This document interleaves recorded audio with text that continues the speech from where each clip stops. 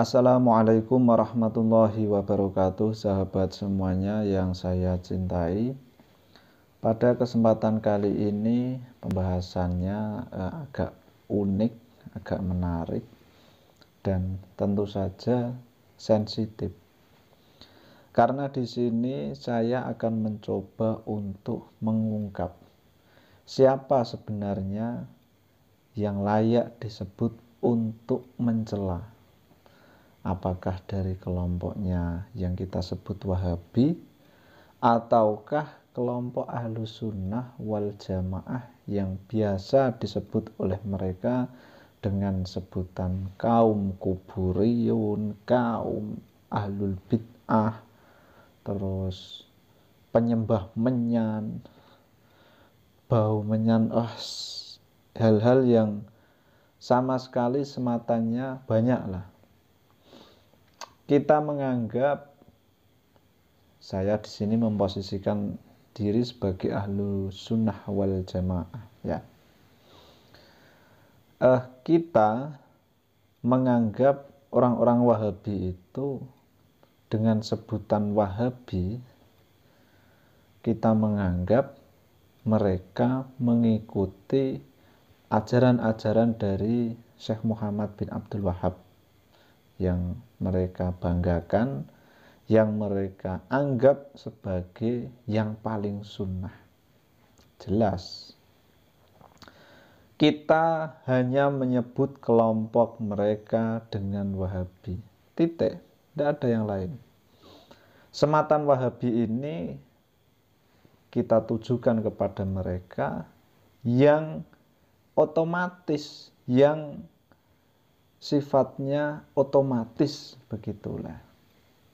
Kita sematkan ini sifatnya otomatis. Kita tidak mengarang, kita tidak membuat-buat. Karena sematan kata Wahabi ini kita gunakan kepada mereka yang mengikuti Muhammad bin Abdul Wahab. Dan itu untuk memastikan mereka mengikuti ajarannya Muhammad bin Abdul Wahab, yang dalam banyak sekali kacamata Ahlus Sunnah wal Jamaah, Muhammad bin Abdul Wahab itu sama sekali tidak kompeten dalam beragama. Banyak sekali buku-buku yang menolak tentang pemikirannya Wahabi, Muhammad bin Abdul Wahab itu maksudnya.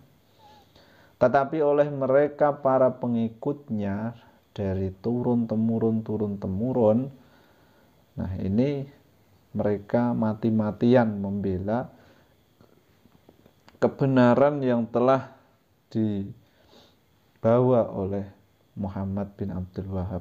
Tapi kebenaran menurut mereka. Mereka menganggap semua orang yang mengikuti Ahlus Sunnah wal Jamaah, mereka yang doyan ziarah, mereka yang mau maulid Nabi, tahlilan, dan semacamnya, itu dianggap sesat oleh mereka. Nah, ini adalah sematan yang sangat tidak bagus sekali untuk keutuhan ukhuwah Islam tentu saja. Nah, sekarang begini, mari coba kita gali. Ketika kita menyematkan nama Wahabi, itu kan bukan sebuah celaan, tetapi itu hanya untuk memastikan mereka adalah orang-orang yang memiliki pemikiran sama persis dengan Muhammad bin Abdul Wahab. Dan sekali lagi kita meyakini Muhammad bin Abdul Wahab itu sama sekali tidak berkompeten dalam urusan beragama. Nah, itu selama ini yang saya tahu, yang saya yakini secara pribadi. Nah, oleh mereka yang mengatakan Muhammad bin Abdul Wahab ini adalah pembawa kebenaran, nah itu atas dasar apa? Buktinya tidak ada. Kalau mereka menuduh kita tidak punya bukti, mereka juga tidak punya bukti. Kenapa yang selalu dikucilkan, yang selalu disemati kata-kata tidak pantas itu? Misalkan Wali Songo, Sunan Kalijogo, kemudian ulama-ulama kita. Kenapa disemati hal-hal yang tidak pantas? Nah, sedangkan Muhammad bin Abdul Wahab mereka anggap sebagai pahlawan. Wali Songo misalkan yang jelas-jelas memiliki peranan penting dalam dakwah Islam, mereka anggap sebagai apa? Hanya cerita omong kosong, kayak dongeng katanya. Ini sangat keterlaluan sekali. Nah, ketika mereka tidak sepakat dengan sematan kita Wahabi, ya berarti kan aneh juga. Mereka di sisi lain membanggakan Muhammad bin Abdul Wahab, tapi kita sematkan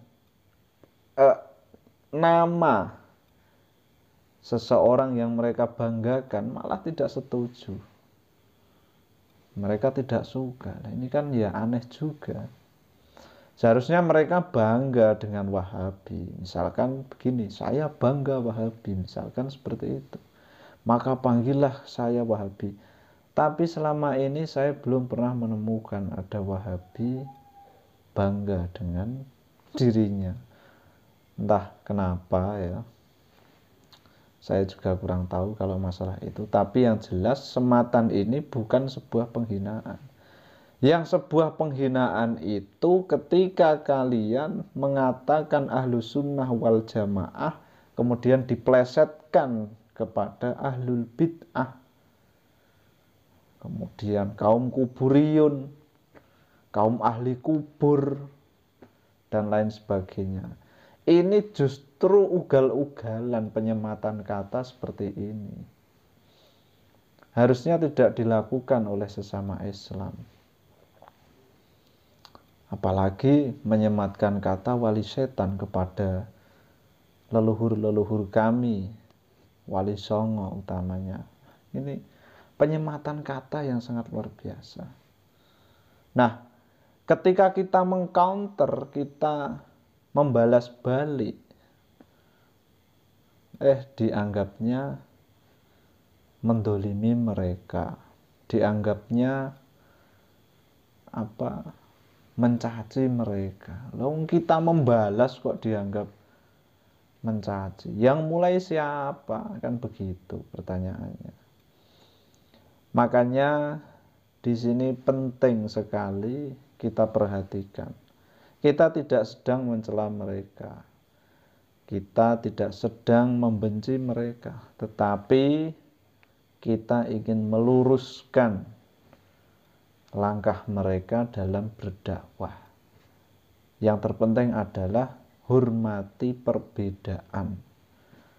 Jangan gunakan kata-kata yang sekiranya orang lain itu bisa tersinggung. Jaga hati saudara Anda. Kan seperti itu. Apa sulitnya? Ukhuwah dalam Islamiyah kita utamanya, ukhuwah dalam watoniyah ini kita jaga. Apa sulitnya? Terutama bagi para ustadz-ustadz mereka itu. Dibiasakanlah ya sebagai contoh agar memberikan pengarahan, memberikan kata-kata, mengeluarkan kata-kata yang tidak merendahkan orang lain, yang tidak menyakiti orang lain. Nah, itu adalah harapan saya. Di sini saya ngomong.